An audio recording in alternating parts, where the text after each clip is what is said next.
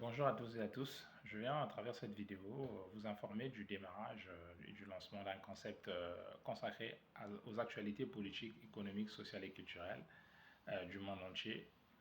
Pourquoi? Parce qu'il m'a paru intéressant et utile de lancer un concept de décryptage des actualités, euh, sachant qu'on est dans une société de l'information où l'information joue un rôle clé dans le devenir des personnes, des nations et des peuples. Et mieux on est informé, mieux on pourra se défendre dans ce monde et défendre ses intérêts et être un acteur du changement dans un monde de plus en plus concurrencé où la bonne information nous garantit le succès dans tous les domaines de nos vies.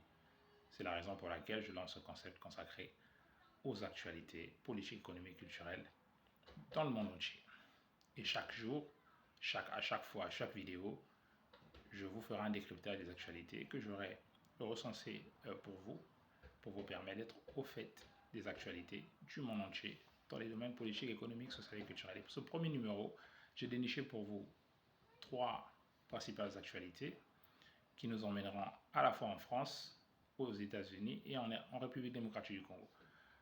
Pour cette première actualité, je me suis penché sur la question des crimes dits racistes, c'est-à-dire que ce phénomène à la fois régulier, qui s'inscrit dans la durée, euh, euh, qui concerne les crimes perpétrés à l'égard des Noirs, à l'encontre des Noirs et des Arabes par la police française. Et dans les premiers remontes, je crois, au 17 octobre 1961, qui concerne le massacre par la police française, la répression par la police française de 38 à 48 Algériens qui manifestaient pacifiquement. Et le crime, le meurtre de Naël, il y a quelques semaines, bientôt un mois, en banlieue parisienne, ce jeune homme de 17 ans tué par un policier lors d'un contrôle de routine, semble s'inscrire dans la perspective des crimes dits racistes, de ce phénomène qui remonte donc du début des années 60.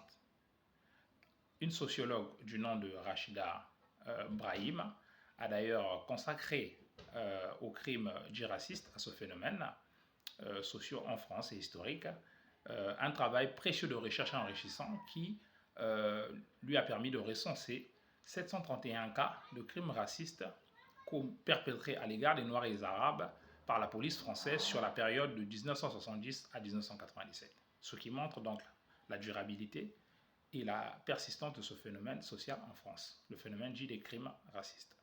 Et enfin, un autre sociologue du nom de Hicham Benaïssa a déclaré dans une tribune qu'il a fait paraître dans un quotidien français très sérieux le 15 juillet 2023, toujours en marge du crime de ce jeune homme de 17 ans, Naël, que la colère se manifestera toujours. Il a déclaré dans cette tribune que la colère se manifestera toujours tant que les institutions françaises refuseront de regarder en face le passé colonial français.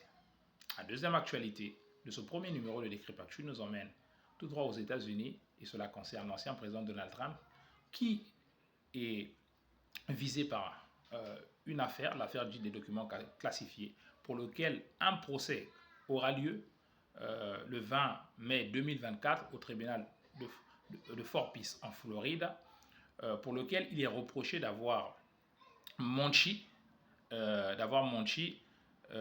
et d'avoir retenu des documents officiels après son départ de la Maison-Blanche. Il lui est donc reproché dans cette affaire d'avoir non seulement emporté avec lui des documents officiels, ce qui enfreint la loi de 1878 qui oblige à tout président de transmettre ses mails, ses lettres et ses documents de travail aux archives nationales.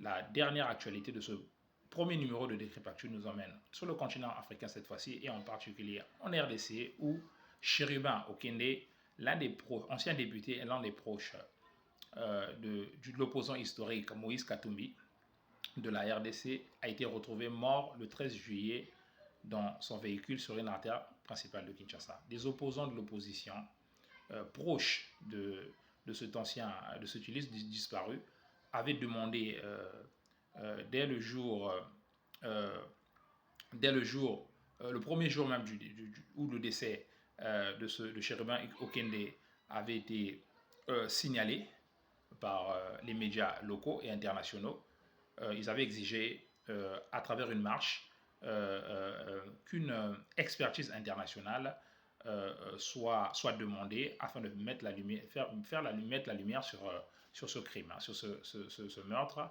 perpétré à l'encontre d'un membre important de l'opposition congolaise proche de l'opposant historique Maurice Katumbi. Ainsi se termine ce premier numéro de Décryptactu, ce nouveau concept qui sera consacré aux actualités politiques, économiques, culturelles